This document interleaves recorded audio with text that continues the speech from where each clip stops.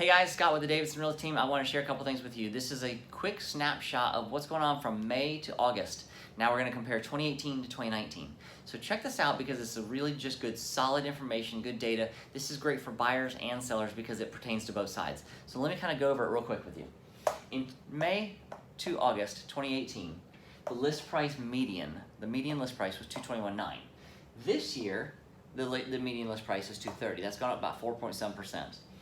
And then sold, the median sold price is $200,000 last year, literally exactly. And then this year, it's $203,900. That's gone up 2%. So 2% increase in sales prices in the last 12 months. Now, this is what we've been saying at the Davidson Realty team for quite some time, actually, that whereas like 2015, 2016, 2017, and maybe even 2018, you had a lot of this, like really steep inclines. We're kind of starting to see it just slower, slower appreciation. So it's not in any fear of going down. You're hearing words like recession and downturn in the market, all these things we've gone through before. We're not seeing a bad sign. We're just seeing a little bit slower growth. It's a little more sustainable, and that's a good thing. It's good for both sides. It's good because the sellers are still seeing an appreciation. It's good because the buyers are not seeing such an appreciation that they're going, if I don't act now, 3 months from now, I can't afford a house. It's just a steady climb of a couple percent a year.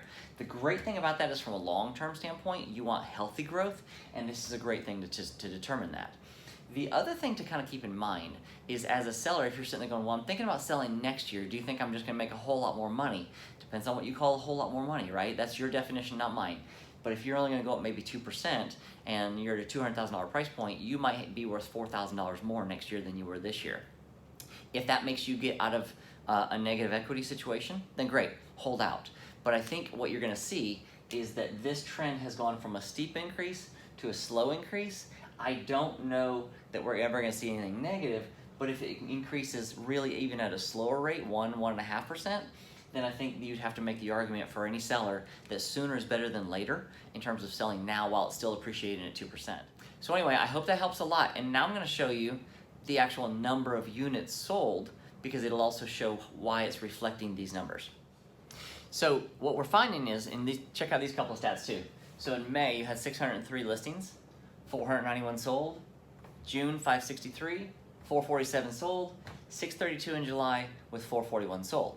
So what that's telling us is over the last 3 months, we've had 1,798 listings, 1,379 sold, which is about 77% of the houses that are listed sell. So it's about 3 out of 4. So when we're looking a year back, it was more like, I don't know, it was closer to 9 out of 10. I mean, it was actually like 9 out of 10 would sell. So what we're seeing is the amount of houses that are selling are actually coming down a little bit. So I think that's really, really why it's important. You price it right, get the condition of the house looking great. Let's be honest, people are watching all sorts of HGTV and they're expecting the houses on HGTV, they're just expecting the houses to be perfect, right? And it's kind of a millennial thing too, that they're expecting things to be kind of ready for them when they walk in.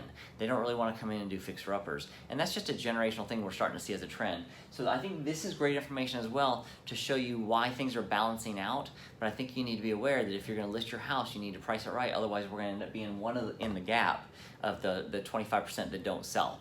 So you don't want to be that guy. So if you have any questions on that, make sure you give us a call. I'd love to help you analyze exactly where your house sits, what your game plan is, make sure it's the best situation for your family, when to sell, the proper timing, and all those good factors we can help you with. So just call me with any questions. I'm happy to help. Talk to you soon.